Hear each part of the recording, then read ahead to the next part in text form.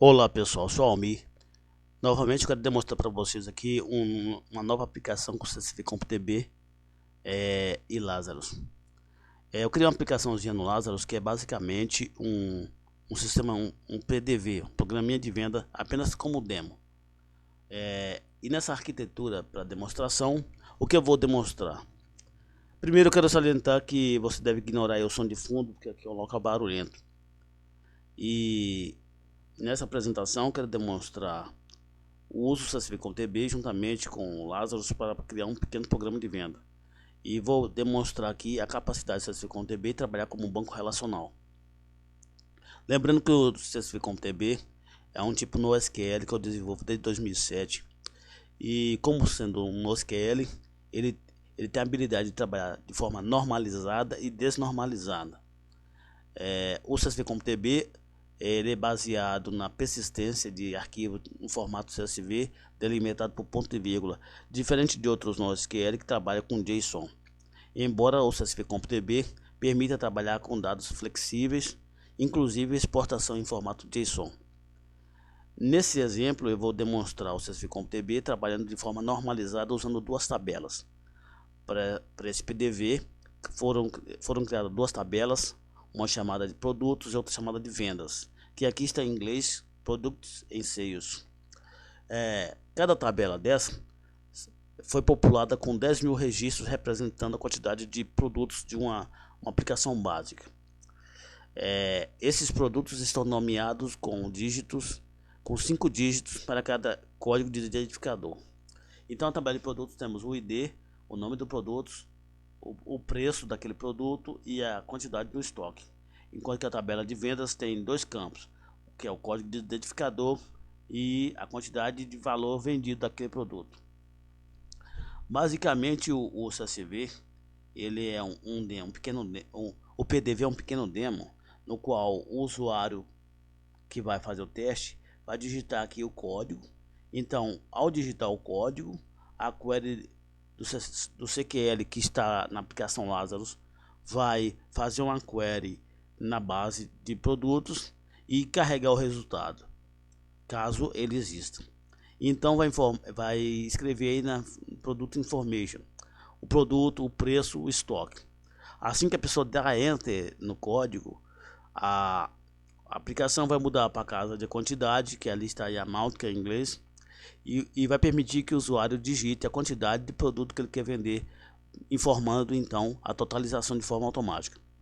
Quando ele clicar em confirmar, ou clicar ou dar enter no botão confirmar, porque já está focado, então vai acontecer uma transação na base de dados, no qual a quantidade de produto vendido vai ser reduzida da tabela de produtos, e o valor total da venda, que é a quantidade vezes o preço, vai ser adicionado no código do produto na tabela de vendas para o campo de vendas.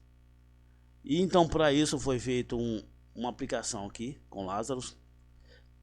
Lembrando que o Lazarus é uma excelente ferramenta de desenvolvimento, no qual usa a linguagem Object Pascal. O mesmo procedimento pode ser feito para qualquer outra linguagem. Então aqui temos no evento on-change do Edit. Primeiro vou apresentar o código, como está configurado o código aqui. Basicamente então o código eu fiz o seguinte: eu fiz a importação da função CQL to Pascal, que é uma biblioteca em Pascal, do qual essa biblioteca é simplesmente a concatenação do CQL do CSV CompTB para a função em Pascal, que favorece ao uso do desenvolvedor. Da mesma forma que tem para Pascal, tem também para Python, Dart e outras linguagens. Pode ser acessado lá no blog. Tem a função também de millisecond, que é uma função no qual vou fazer a contabilização do tempo da execução de cada função aqui da query. Foi criado também um procedimento chamado async. Esse procedimento async ele é determinado para verificar o tempo em que o arquivo de lock está ativo, porque o CSV CompTB, assim que existe uma execução, ele cria um arquivo de lock para evitar concorrência. Enquanto esse arquivo de lock existir, a aplicação de forma assíncrona vai aguardar que o lock seja deletado e aí permite o carregamento do resultado. Tem um procedimento também chamado CQL prepare. CQL prepare, ele deleta a tabela de resultado antes de emitir a query para evitar que ele carregue uma query anterior de uma concorrência. Então, na função edit change, que é ao digitar o código, ele limpa então a informação inicial e dá início à contabilidade da query. Essa contabilidade é colocada aqui apenas para debug, para saber quanto tempo a query durou. Então, são passados o identificador através da caixa de digição, e então quando essa ID tem o comprimento adequado, que é 5 dígitos nesse caso, poderia ser a quantidade que você determinar aí. Então inicia-se então a emissão da query. O comando prepara, apaga o resultado anterior para uma concorrência, caso esteja trabalhando com concorrência. Então começa a montar a query do CQL. Basicamente, então, adiciona a função OpenDomain, que vai dar permissão a que a query seja emitida dentro do banco, com as permissões do usuário. E também emitida a função Key. A função Key tem o objetivo de pesquisar na tabela o resultado único do identificador. Então, na tabela de produtos, é emitido o código para o campo 0. O campo 0 é o índice 0 da tabela, que é o índice que representa o ID, como podemos ver aqui no resultado aqui. O ID é o campo 0, o índice 0 da tabela. Então esse CQL, que é montado no string list, é executado, e a função async então mantém a aplicação aguardando até que o resultado seja carregado. Quando o lock é deletado, então o resultado é carregado pela tabela de produtos.que. Lembrando que a tabela de persistência do CSV.db é no formato CSV, enquanto que as tabelas de resultado de uma query, de uma busca, é sempre salvo num arquivo em persistência de extensão .que. O CSV.db ele trabalha assim que você envia a query, ele é executado, a execução se dá na RAM, porém o resultado é salvo para o disco. Então todo o resultado do CSV.db ele é persistido em disco. Então caso o resultado seja nulo, ele dá uma mensagem e sai para evitar erro. Caso não seja nulo, ele carrega nos labels referentes às informações. Então aqui no final, no caption do form, é mostrado o tempo que demora a execução. Aqui no meu exemplo, com 2 GB de RAM, sem vídeo, a query demora entre 300 milissegundos até 500 milissegundos para 10 mil itens de informação, com 2 GB de RAM. Com o vídeo, essa latência aumenta porque a quantidade de RAM diminui. Então, para a função de keydown, que é referente à quantidade, aí então é feito o processamento da soma da questão da compra, e tem um botão de confirmação. No botão de confirmação, basicamente é uma transação. Então é atribuído o identificador, a quantidade que foi vendido e a quantidade de itens deduzido do estoque. Então tem uma pequena validação aqui. Então aqui se inicia as funções de transação. Basicamente abre a permissão do domínio para o qual será executado no banco requerido, caso sensitivo.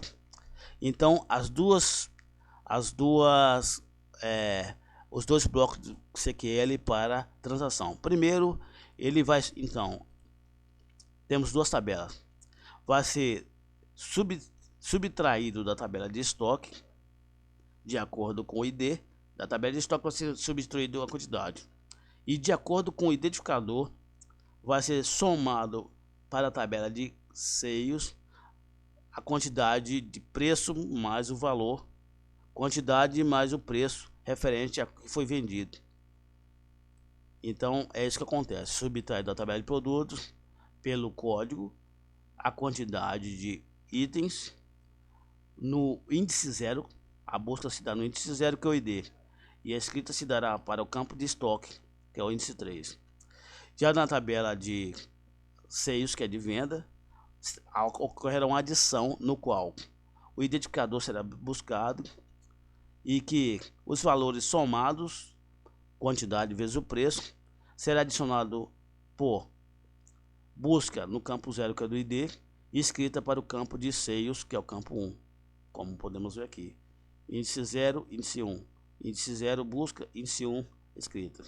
Já aqui na tabela de produtos, índice 0 é busca, índice 3 é escrita. Então, é executado essa query, é mantida em 5 esperando a execução. Então, o tempo ela terminou da transação aqui. Aqui conjuntamente com toda essa parafernália aberta, eu vou tentar executar com tempo hábil aqui. Lembrando que estou gravando, então o tempo vai ser um pouquinho maior. Eu vou digitar aqui basicamente o penúltimo item da tabela, e aí buscou. Vou repetir novamente.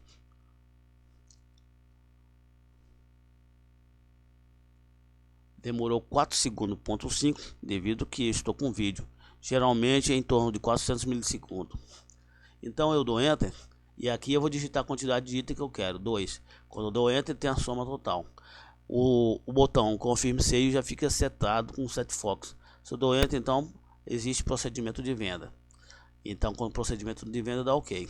Então indo aqui no prompt do sistema do banco, se eu pesquisar então aqui a tabela de produtos, ele vai retornar aqui o objeto, o identificador aqui 099, ele vai retornar com o estoque já modificado. O estoque já modificado. Ali já subtraído os itens. Se eu também for no campo de seios, eu vou observar que também já foi modificado o valor daquele item, daquele identificador lá na tabela de vendas. Lembrando novamente que com pouca memória RAM e com essa grande quantidade de aplicativo aberto, a transação, o procedimento aqui fica um pouco mais demorado. Mas você pode baixar o SASB.com.db, baixar esse exemplo desse aplicativo e compilar e instalar no seu desktop para você fazer sua análise. Lembrando que o aplicativo aqui do PDV pós-venda, de exemplo, ele deve ser copiado tanto a tabela de produtos e vendas e o executável para dentro da instalação do SASB.com.db da versão desktop. Você vai baixar a versão desktop do SASB.com.db, então vai copiar o executável desse demonstrativo para dentro dessa pasta. E você deve setar também aqui o caminho completo onde está essa base de dados, como tem demonstrado aqui. Eu vou deixar aqui na descrição do vídeo esse demonstrativo, no qual você poderá baixar e fazer as suas experiências. Lembrando que o SASB.com.db que está na distribuição, ele não tem por enquanto a versão com essa função Open Domain.